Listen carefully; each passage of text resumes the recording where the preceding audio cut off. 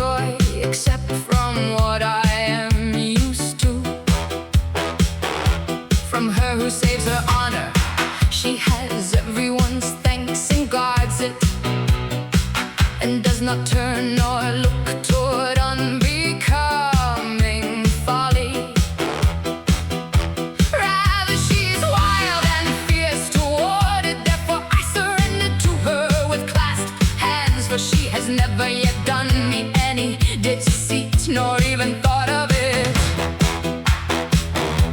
I almost die because she does not help me, and I do not remove myself from her. For if she grieved as I grieve, soon all the pains that are not yet here would be easier to bear.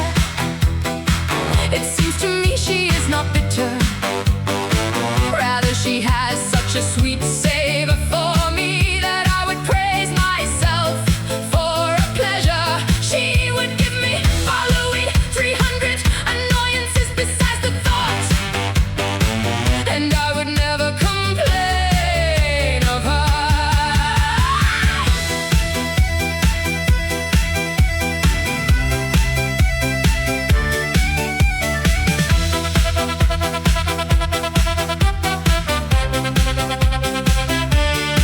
I have chosen the best one who courts and welcomes, and I pray her not to show me pride, nor keep a high rank against me, nor let mercy be too dear to her,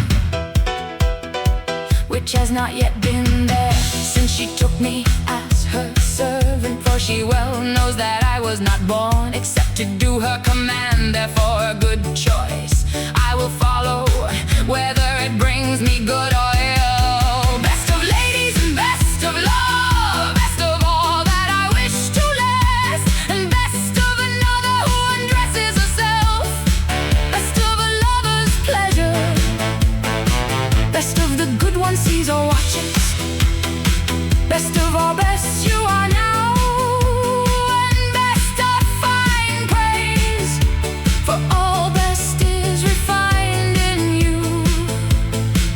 Best of worth, best of youth, best of valor, best of wisdom. If only a little mercy were there.